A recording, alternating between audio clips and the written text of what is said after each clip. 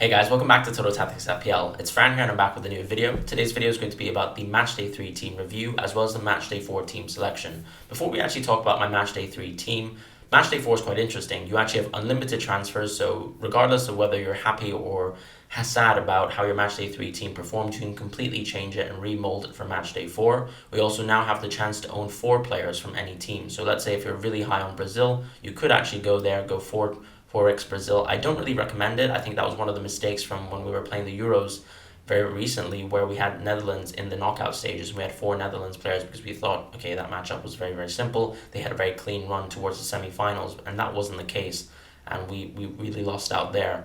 The big benefit, of course, is that you have an additional transfer as well each stage, and that's going to be a huge plus when you look at the strategy. If you haven't used your wildcard already, I really highly recommend using it the match day after this, so match day 5. In match day 4, though, you have unlimited transfers, so you can't really use the wildcard there, and I hope the game doesn't allow you to do that because it's completely unnecessary, effectively. Looking at my Matchday 3 team, I actually ended up with a rank of 8k. This is my updated rank. I know a lot of people are saying that the rank hasn't updated from Matchday 1, but if you click on one of your leagues and then find your own team and click on it, this actually gives you the updated rank.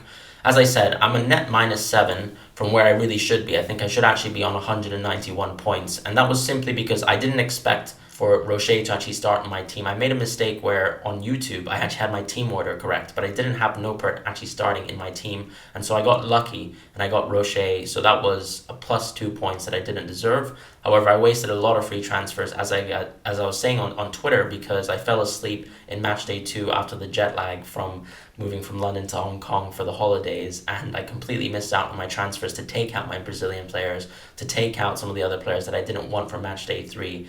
And inevitably what happened was I had to waste transfers on the players that I didn't want from Matchday 2 that were residing in that team, and I wasted effectively -9 worth of transfers. Anyways, that's happened. I still had a fantastic Matchday 3, in spite of also getting the captaincy completely wrong. Musiala hit the post twice. Very happy that he was still able to get 2 points as opposed to 1 because of the key pass metric in the game. Sané was someone who did well. We expected that. Pulisic and Ziyech, of course, one of the options that we said in the midfield options that had great games, that were coming from underrated teams, that were not big teams, that I think a lot of people missed and had fantastic budget potential.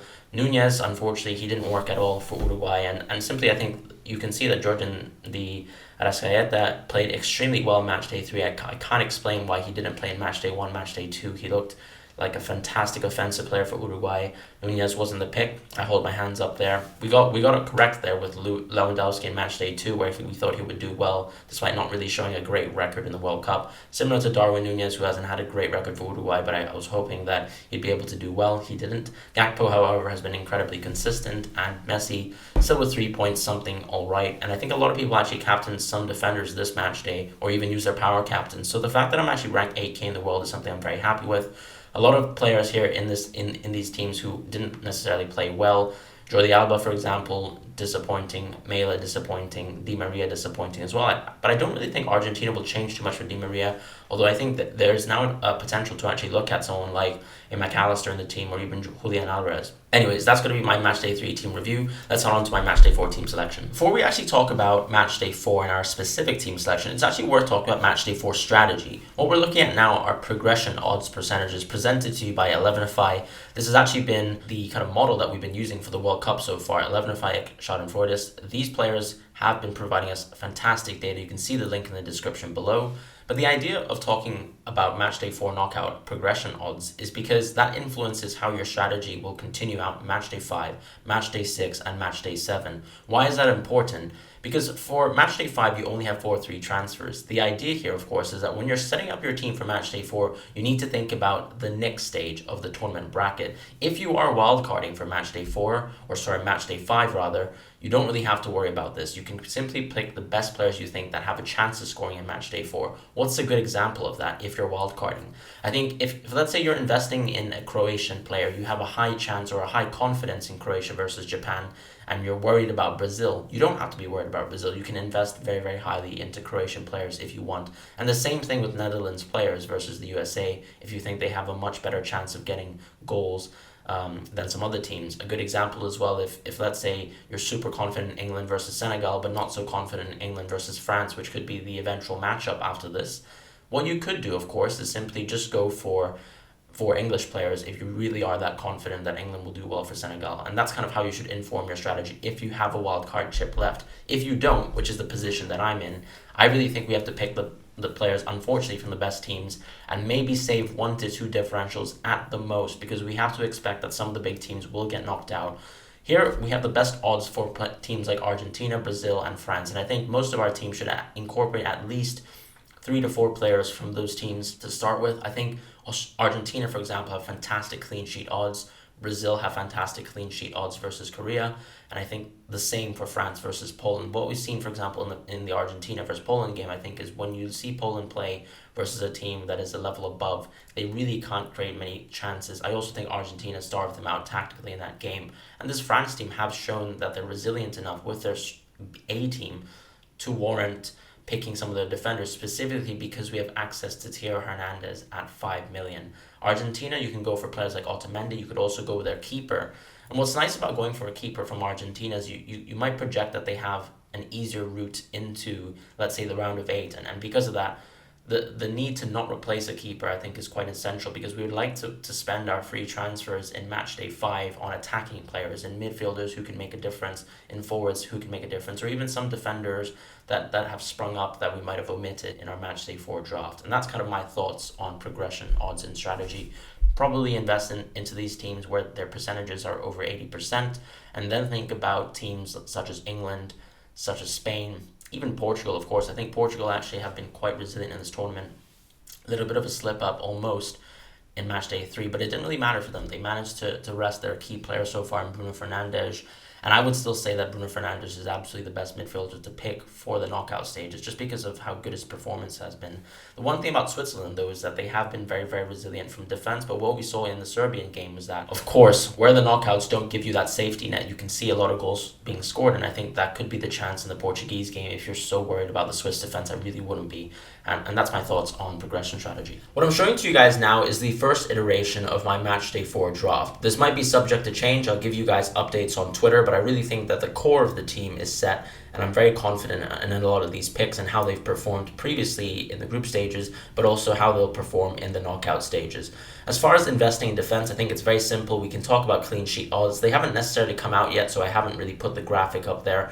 But once again, if you follow 11FI's website and look at the updated data models, they probably will update with clean sheet odds eventually, and I'll also retweet that on Twitter. But for the defense, I really think that we should be confident in Argentina versus Australia. Yes, Australia actually scored 2 out of 3 of their games, but I would say they have been a little bit more of a set-piece threat. This Argentina team is still very strong and very compact, and I think over the course of the group stages, they've actually progressively improved, and their defensive stats from even extending beyond the tournament started has been imperious. And I really think that you can invest into 2 Argentina players, because also I think that they have a better chance of beating Netherlands if both teams progress. And even if, let's say, USA progresses, which I think there's actually a much higher chance than the 34% chance stated previously, we probably will still be looking at Argentina at the round of 8. So that's kind of my opinions there, and I think that they will progress, of course, into the round of 4. As far as the picks, Otamendi makes sense because he's so cheap at 5 million. None of the fullbacks for Argentina really occupy an attacking space. If you even look at their domestic forms, both Tagliafico, Acuna, regardless of who plays, or even on the right with Molina, you're not expecting much from those fullbacks, and there's no reason to spend that money in them when Otamendi can be a set-piece threat, can score your goal potentially versus Australia. And with Emi Martinez, yes, he's expensive, but we now have an additional budget. I think it's worth spending on a keeper that we don't really have to force.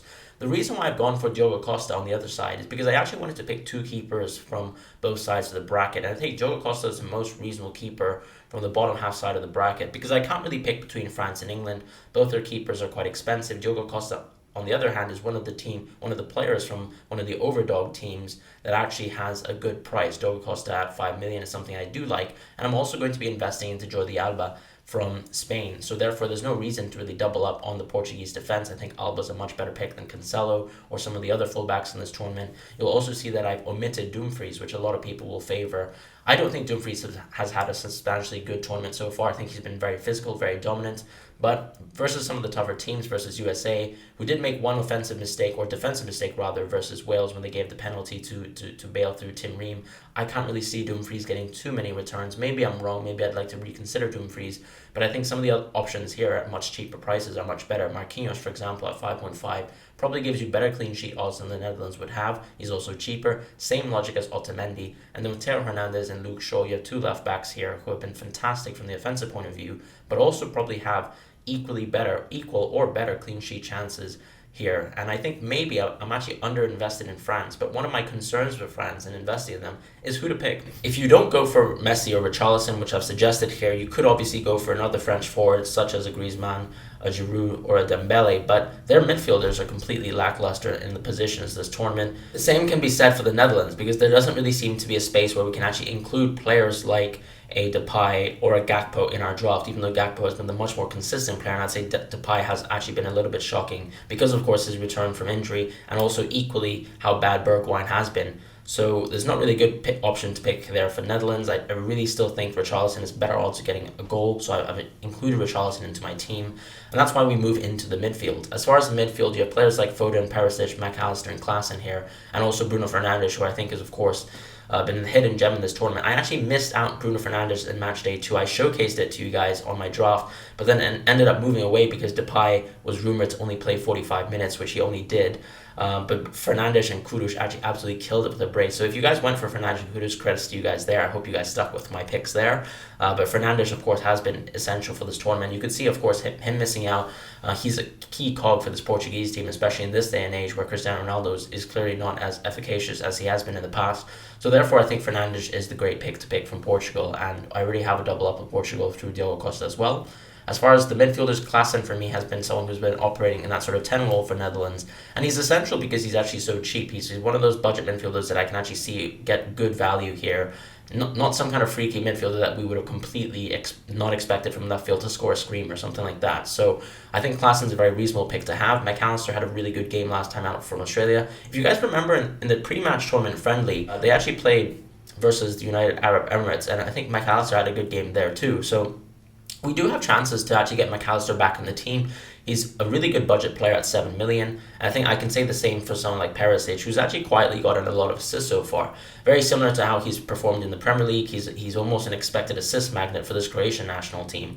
And I do think that this Japan team have shown some frailties in defense, so Croatia should be able to break through. I'm not really confident in going for Croatian defenders because I think this Japan team has some really great attacking threats. Their intensity is also very hard to match, and I really think that Croatia has deceptively gotten clean sheets in this tournament. They did deserve one versus Morocco 100%, but then versus Belgium, I mean, let's not even talk about it. They really didn't deserve a clean sheet there, even though Guardiola had a great performance. That's all I'm going to say. As far as Foden, he's probably going to be the kind of ace in this draft where there's a high chance he doesn't play. I think there's a 50% chance we might see Bukayo Saka come in, Sterling come back in, but Rashford and Foden have equally shown that they do deserve a place in this English team, and I think Foden could be hopefully a steal to go for in this draft. If he doesn't seem like he's going to start, or I might reconsider one of the picks, and of course Foden is the first name that's probably going to move out of my team sheet, especially because I'm so confident in France.